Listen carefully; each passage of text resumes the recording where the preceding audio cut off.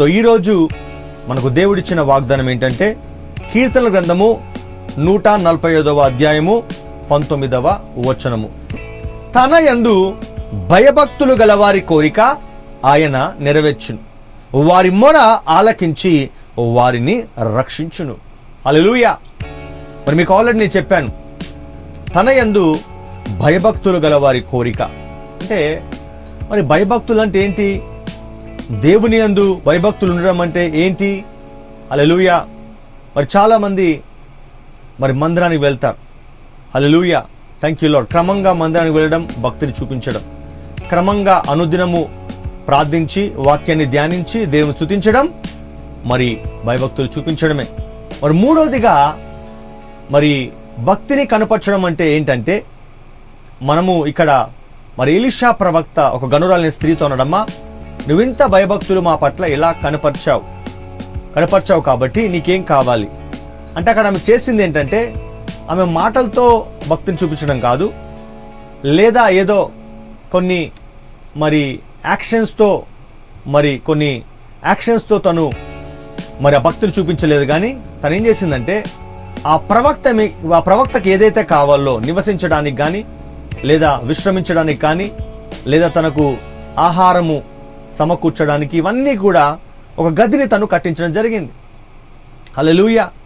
అంటే ఒక దైవ సేవకుడికి ఏదైతే కావాలో, పరిచర్యకి ఏ విధంగా సహకరించాలో, ఆ దైవ సేవకుడు ఆకలితో ఉన్నప్పుడు ఆహారం పెట్టింది, అతనికి నిద్ర కావాల్సినప్పుడు, విశ్రాంతి కావాల్సినప్పుడు, అతని విశ్రాంతి కావాల్సి వస్తుంది కదా అని చెప్పి తన భర్త దగ్గర పర్మిషన్ తీసుకొని తను ఒక మేడ మీద ఒక గదిని కట్టడం జరిగింది. హల్లెలూయా. సో భక్తిని కనపరచడం అంటే మరి మందిరానికి వెళ్ళడం, ప్రార్థించడం, స్తుతించడం, దేవుని వాక్యాన్ని ధ్యానించడం, దాంతో పాటు దేవుడి రాజ్య విస్తరణకు, లేదా దైవ సేవకులకు, లేదా దేవుని సువార్త ప్రకటించే వారికి మరి ధనాన్ని కూడా సహాయం చేయడం, లేదా వారికి ఏ అవసరం ఉందో అది కూడా ఆ అవసరాలు కూడా తీర్చడము మరి గొప్ప, థ్యాంక్ యూ లార్డ్, అవసరాలు తీర్చడం కూడా మరి భయభక్తులు చూపించడమే. అయితే ఈ భయభక్తులు చూపించిన వారికి దేవుడు ఏం చేస్తాడంట? తన యందు భయభక్తులు గల వారి కోరిక ఆయన నెరవేర్చును. అయితే ఈమె భక్తి చూపించింది, ఆమె కోరిక ఏంటి? తనకు సంతానం కావాలి. మరి గేహజీని ఎలీషా ప్రవక్త అడిగాడు, ఏం కావాలి అంటే ఆమెకు సంతానం కావాలి. కాకపోతే తన భర్త వృద్ధుడైపోయాడు కాబట్టి సంతానం కలిగే అవకాశం లేదు. కానీ ఇక్కడ తను భక్తి చూపించింది కనుక, కానీ దేవుడు అన్నాడు, ఈ వాక్యంలో ఏమంటున్నాడు? భక్తి చూపిస్తే నేను కోరిక నెరవేరుస్తాను. సో వెంటనే ఎలీషా ప్రవక్త పిలిచి, అమ్మా నువ్వు భక్తిని చూపించావు కాబట్టి దేవుడు వాగ్దానం ఇస్తాడు, ఏంటంటే కోరిక నెరవేరుస్తాడు, నీకు మరలా తిరిగి సంవత్సరం వచ్చేలోపు కుమారుడు పుడతాడు. హల్లెలూయా. వారి మొర ఆలకించి వారిని రక్షించును. హల్లెలూయా. ఎవరైతే మరి భయభక్తులు కలిగి ఉంటారో వారి మొరను కూడా దేవుడు వింటాడు. ఎవరైతే ఇక ప్రార్థించరో, ఎవరైతే వాక్యాన్ని ధ్యానించరో, ఎవరైతే దేవుని మందిరానికి రారో, ఎవరైతే దేవుడికి దశమ భాగాలు లేదా కృతజ్ఞార్పణలు లేదా దేవునికి మరి ఆ శ్రేష్టమైన కానుకలు ఇవ్వరో, అది కూడా భక్తిలో భాగం. కాబట్టి చాలామంది మందిరానికి వెళ్తారు, చాలామంది స్తుతిస్తారు, ఆరాధిస్తారు, వాక్యాన్ని ధ్యానిస్తారు, అన్నీ చేస్తారు, కానీ దేవుడి సువార్తకు సేవకు ఇవ్వరు.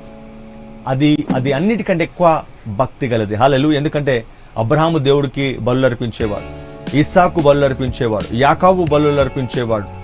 హల్లెలూయా. ఈ విధంగా చూసుకుంటే మరి దేవుడు ఎప్పుడైతే వారు బలులు అర్పించారో అప్పుడే వారి జీవితంలో గొప్ప ఆశీర్వాదాన్ని దేవుడు ఇవ్వడం జరిగింది. కాబట్టి మీ జీవితంలో కూడా నువ్వు గొప్ప భక్తి కనపరచడం అంటే మందిరానికి వెళ్ళు, దేవుని వాక్యాన్ని ధ్యానించు, ప్రార్థించు, స్తుతించు, దాంతోపాటు దేవుని సువార్త కూడా నువ్వు ధనాన్ని ఇవ్వాలి. హల్లెలూయా.